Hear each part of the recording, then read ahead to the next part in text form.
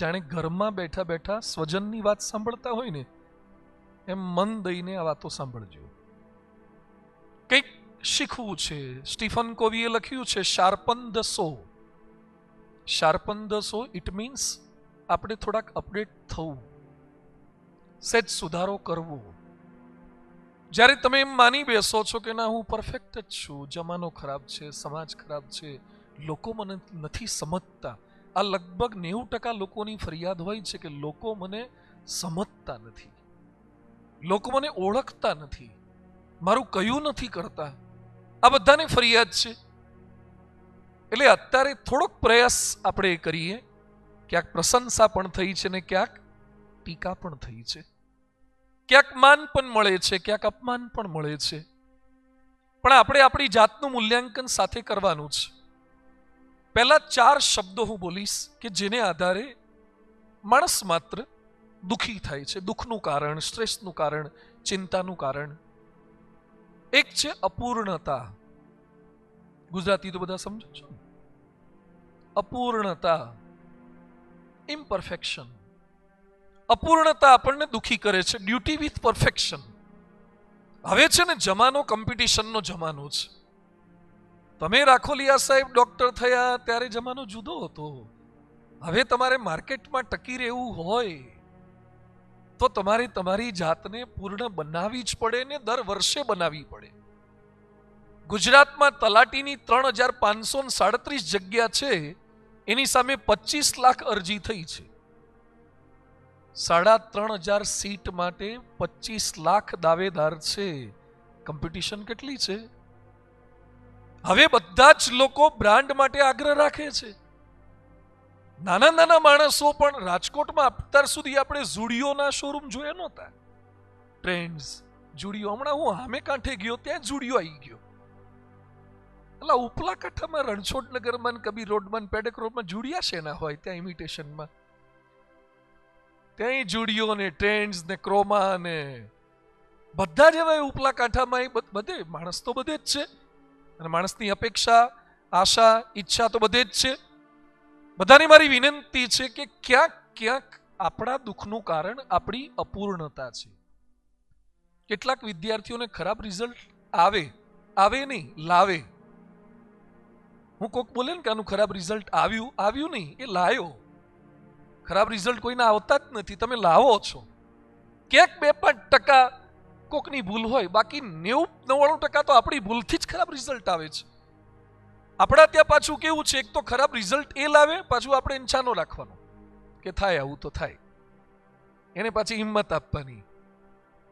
એને પોતાની અંતરદ્રષ્ટિ નથી થતી. એમ આપણી ક્યાંક ભૂલો, ક્યાંક આપણી અપૂર્ણતા, ઇમ્પરફેક્શન આપણને દુઃખી કરે છે. તો મેડિકલ ફિલ્ડમાં પણ બધાને વિનંતી છે કે સતત અપડેટ રહેજો, થજો.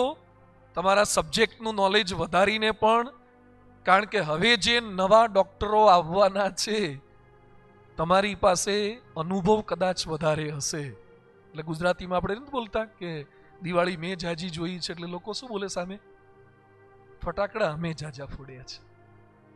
એમ જૂના લોકોને બહુ એમ હોય છે કે અમે દિવાળી જાજી જોઈ છે. હવે કોઈને તમારી સિનિયોરિટીમાં રસ જ નથી. તમે કેટલા જૂના છો ને, રોડ પર નીકળો ને તમારી ગાડી કોકને અથડાઈ જાય ને, તમારાથી અડધી ઉંમરનો છોકરો પણ તમારી સામે દાદાગીરી કરવા તૈયાર હોય છે. એને તમે સિનિયર છો, સિનિયર મોસ્ટ છો, એની સાથે કોઈ જ નિસ્બત નથી. હું પણ હ્યુમન બીઈંગ, તમે પણ હ્યુમન બીઈંગ. એટલે પરફેક્ટ થવાનું છે. અપૂર્ણતાને કાઢીને કેમ પરફેક્શન તરફ જઈ શકીએ એ પ્રયત્ન ખાસ કરવાનો છે. સેકન્ડ થિંગ આપણને દુઃખી કરનારું તત્વ છે અસભ્યતા. ક્યાંક અસભ્યતા દુઃખી કરે છે. ભાગવતમાં પરીક્ષિતનો પ્રસંગ આવે છે. પરીક્ષિત શિકાર કરવા માટે નીકળ્યા, શમિક ઋષિના આશ્રમમાં ગયા. શમિક ધ્યાનમાં બેઠા આંખો બંધ કરીને. પરીક્ષિતને શિકાર નહોતો મળ્યો, ભૂખ તરસ બહુ લાગી હતી. 5 મિનિટ થઈ, 10 મિનિટ થઈ, બહુ રાહ જોઈ, પણ ઋષિ તો ધ્યાનમગ્ન થઈ ગયા હતા. આપણે ઘણીવાર આંખો બંધ કરીએ, પ્રાર્થના કરતા જ નથી, પણ ક્યારેક કરીએ તો થોડીક વારમાં ખોલી નાખીએ છીએ, કારણ કે અંદરની કઈ ચેનલ શરૂ થતી નથી. બહારનું ગુમાવાનું, અંદરનું ગુમાવાનું, એના કરતાં ખુલ્લી આંખે બેવું શું ખોટું? પણ એકવાર આંખ બંધ કરીને જો પ્રેક્ટિસ કરશો ને, અંદર મજા આવશે ને પછી એમ લાગશે કે ખુલ્લી આંખ કરતા બંધ આંખ વધારે સારી છે. એમાં એક સુખ છે, એમાં એક આનંદ છે, અંદરની કનેક્ટિવિટી તમારી થઈ જાય પછી. એટલે અસભ્યતા. પરીક્ષિતે શમીક ઋષિએ સન્માન ન કર્યું. 5 મિનિટ થઈ, 10 મિનિટ થઈ, એટલે પરીક્ષિતે મરેલો સર્પ પડ્યો તો એ લઈ અને ઋષિના ગળામાં પહેરાવી દીધો. અપમાન કર્યું, ઇન્સલ્ટ કર્યું, અસભ્ય વર્તન કર્યું. ઋષિ કંઈ જ ન બોલ્યા, પણ એનો દીકરો આવ્યો શૃંગી ઋષિને, અને એને જોયું કે મારા બાપના ગળામાં મરેલો સાપ જેણે પહેરાવ્યો છે એને આ જ સાપ 7 દિવસમાં જીવતો થઈને કરડે અને મરે. પરીક્ષિતના દુઃખનું કારણ ન તો ઋષિ હતા, ન તો ઋષિપુત્ર હતો, ન તો શાપ હતો, પણ શું હતું? ખોટો બિહેવિયર હતો. ક્યાંક આપણે દુઃખી થઈએ છીએ, મારી વાણી, મારું વર્તન અને મારા વિચારો દુઃખી કરે છે. કેટલાક બોલી નાખે, પત્નીને બોલી નાખે, સ્ટાફને બોલી નાખે, પછી પાછા અંદર ને અંદર કોચવાય, પાછા શું કે ન બોલ્યો હોત તો સારું થાય. ઘણા પાછા બોલ્યા પછી શું કે મારા દિલમાં નથી, તો ખોલીને બતાવ દિલ. દુઃખના કારણો જ આ છે. એકવાર એક પતિ પત્નીનો ઝઘડો થયો, પત્ની રીસાઈને પિયરમાં જતા રહ્યા. એની દીકરી લંડન ભણવા માટે મોકલી હતી. દીકરીને ખબર પડી કે મમ્મી રીસાઈને ગયા છે, એટલે મમ્મીને ફોન કર્યો કે મમ્મી પાછા જાઓ. 45 વર્ષ કે રીસાવાની ઉંમર છે, અડધે પહોંચી ગયો, ખેંચી નાખવાનું હોય તો એ રીસાઈને ગયા. એની મમ્મીને બહુ સમજાય, ન માને કે તારા બાપનો જ વાંક છે, તેડવા આવશે તો જઈશ, બાકી નહીં જવું. એના પપ્પાને ફોન કર્યો કે પપ્પા તમે તો માની જાઓ, એ નથી માનતા તો. અને છેવટે દીકરીનો લાગણીને વશ થઈને પપ્પાએ નમતું જોખ્યું, ગયા. હોર્ન મારીને મેડમ બહાર આવ્યા. પેલા ભાઈ પણ ન ઉતરે, એને થોડો ગુસ્સો તો હતો જ કે મારે જ દર વખતે નમતું જોખવાનું. પેલા બેન આવ્યા, આવતાની સાથે શું બોલ્યા? લ્યો આવું પડ્યું ને. પેલા ભાઈ લીધા વગર ત્યાંથી નીકળી ગયા. હજી એ ત્યાં જ છે. આમાં દુઃખનું કારણ શું છે બોલો? સરસ રીતે ગોઠવાતું તું જ નહીં.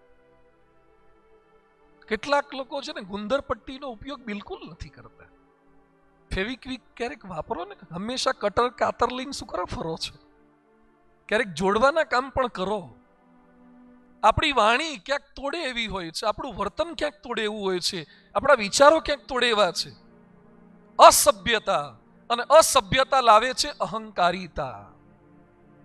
હું મોટો છું, હું પૈસાદાર છું, મારી પ્રેક્ટિસ પેલા કરતા વધારે ચાલે છે, હું નાના માણસ સાથે કેમ બિહેવ કરી શકું? યાદ રાખજો, પ્લેનમાં 35,000 ફૂટ હાઈટ પર પહોંચ્યા પછી તમને સિલ્વર હાઈટ પણ દેખાતું નથી, કિંગ્સ હાઈટ પણ દેખાતું નથી. નીચેવાળા બધા તમને નાના લાગે છે. હાઈટ પર તમે ગયા ને, નીચેવાળા કોઈ નાના થયા નથી, તમે ઊંચા જતા રહ્યા. નીચેવાળા તો 6 ફૂટના કે 5 ફૂટના જ છે, પણ તમે ઊંચા જતા રહ્યા. જેમ ઉપરવાળા નીચેવાળાને નાના જોવે છે, એમ નીચેવાળાને જમ્બો પ્લેન પણ કેવડું દેખાય છે. એને ઉપરવાળા મોટા ના દેખાય, એને આવડા જ દેખાય. એટલે જે બીજાને નાના જોવે છે ને બીજા લોકો નાના જ જુએ છે. અહંકારિતા ક્યારેય નહીં. કલામ સાહેબમાં આપણે જોયું, આટલા મોટા હતા તો એ નાના નાના માણસને મળી શકે, પ્રેમથી એની સાથે સભ્ય વર્તન દાખવી શકે. શા માટે આપણે આટલો મોટો ઈગો લઈને ફરીએ છીએ? 2-5 માણસોને સાજા કર્યા કે 2-5 લાખની રોજ પ્રેક્ટિસ કરતા થઈ ગયા એટલે આપણા કરતા તો કમાનારા માણસો કેવા છે. હમણાં જ અમારું લેક્ચર શાપરમાં હતું રામદેવજી અગ્રવાલ સાથે. મોતીલાલ ઓસવાલના એમડી છે, CNBC પર એના લેક્ચર આવે છે. 40,000 કરોડનું પાર્ટી છે, એસેટ છે. એ બેઠા હતા ઇન્ટરવ્યુમાં સાથે, એકદમ વિનમ્રતાથી બધી જે વાત કરતા હતા, ચરણ સ્પર્શ કરવાનો, બધું જ આદર, લાગણી, પ્રેમ. કીધું આટલા બધા પૈસા છે તો પણ તમે આમ હુંહાટો રાખતા નથી. મને કે પૈસા તો આજ છે ને કાલે નથી, બધું ટેમ્પરરી છે. આ બધું આપણી ઓળખ આપણી પોસ્ટથી નહીં, આપણી પવિત્રતાથી થવી જોઈએ. પોસ્ટથી નહીં, પવિત્રતાથી થવી જોઈએ, આપણા વર્તનથી થવી જોઈએ. તો અસભ્યતા આપણને ક્યાંક દુઃખી કરે છે.